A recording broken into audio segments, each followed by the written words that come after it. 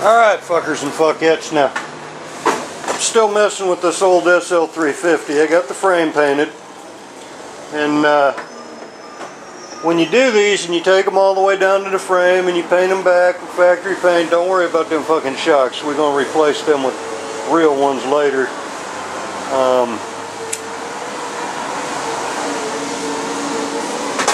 Those just kind of got hung up and painted with everything else because I didn't feel like restoring the chrome, but we've got some real ones coming for it.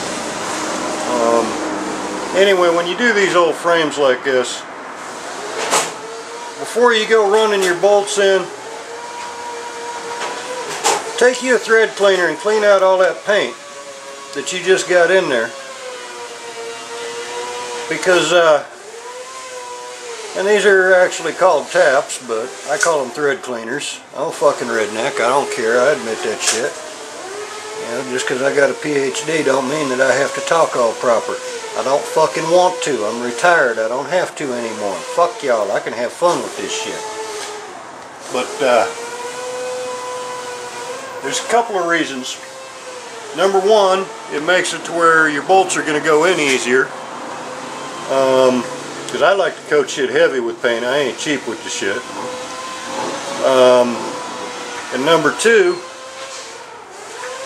if you do run a bolt through there on that paint, and then somebody goes to work on the bike about 5 or 10 years later and you left that fucking paint in there, that shit acts like Loctite sometimes and they end up snapping and breaking bolts. Because it'll bind against the threads, you know, heat in, wear in, whatever. And it's just a much better job when you take your time, clean out all your threads. As you can see, I've already been going around replacing all the rubber on this shit.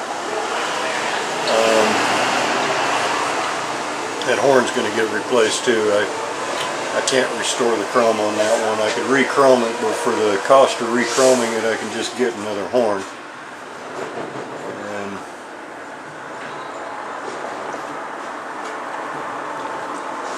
we've actually got an original set of SL350 pipes for this.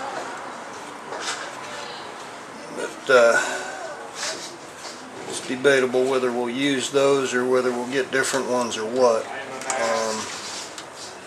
I think we'll probably just, they don't have any cracks in them, but they got a dent in one of them. I think I'll probably just epoxy patch that and paint it, and then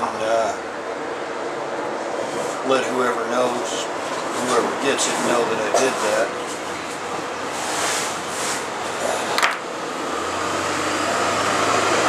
See, I've just got all my taps out for all the sizes I'm going to need for this. And you shouldn't have to use more than finger pressure, it's just paint.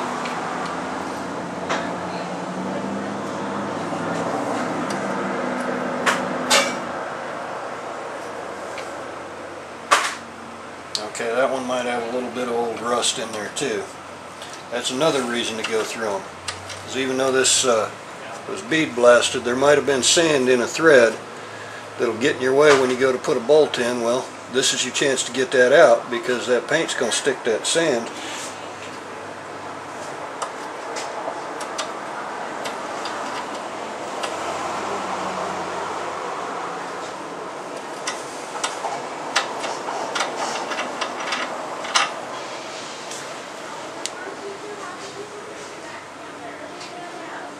Yeah, that's what it is. There's a little piece of junk in there. But like I say, you go through and you do every bolt on the bike.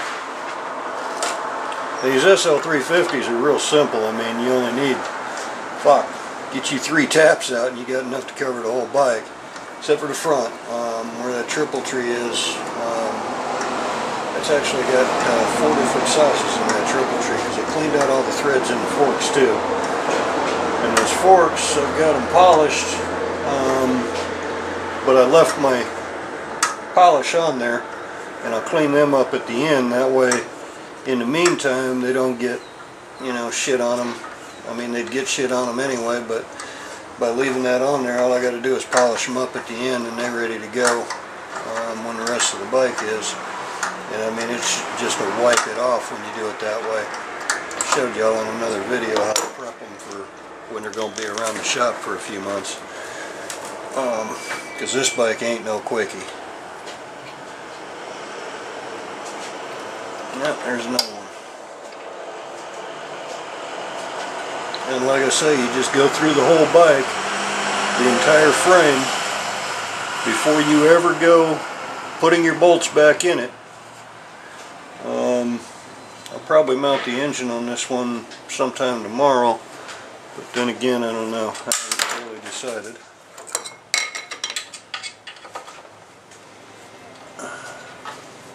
So this one we still got to get original style tires and shit for, and that's going to be a pain in the ass. Still got a lot of little rubber things that I didn't have that we got to get for it yet, but they're a pain in the ass to get. Thank God for Aircraft Spruce and Specialty.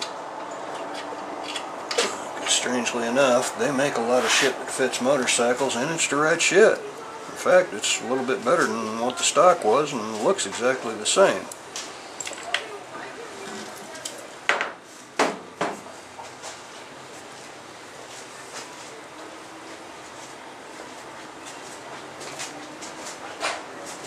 Fucking hate these goddamn cigarettes that go out after 5 minutes.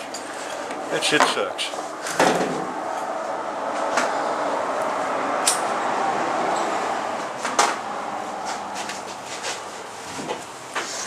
But anyway, that's just to give you a general idea of why you clean out your threads after you paint these things.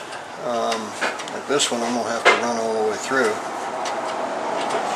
with a T on it because that ain't working for me.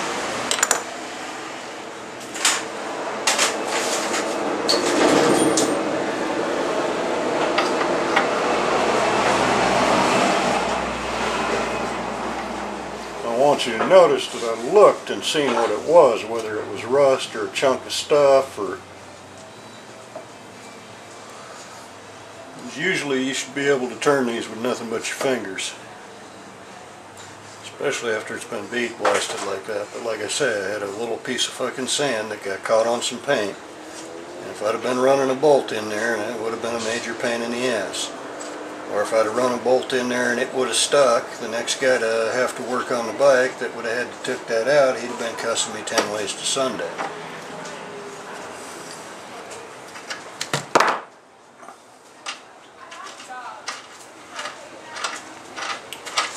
But,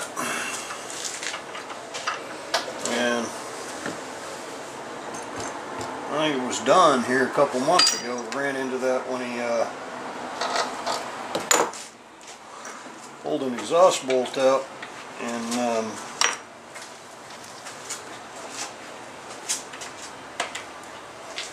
forgot to clean his threads, even though I handed him a thread cleaner. He went to put that new exhaust bolt in and snapped it because he still had all that crap in that passage, well, in that bolt hole, you know what I mean. That's what I mean, not what I say. That is not the right one. That is definitely not the right one. I know that ain't the right one. That ain't the right one. Where the fuck's my 5.5?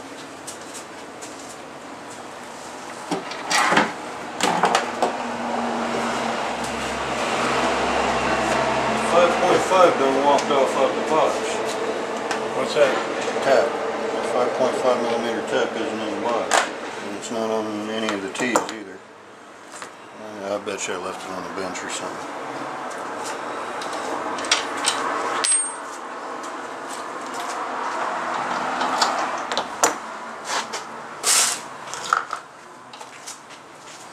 Alright, holler at y'all fuckers and fuckettes later. Hope that was helpful for some of y'all, and if it wasn't helpful, well, oh well. At least I tried, right?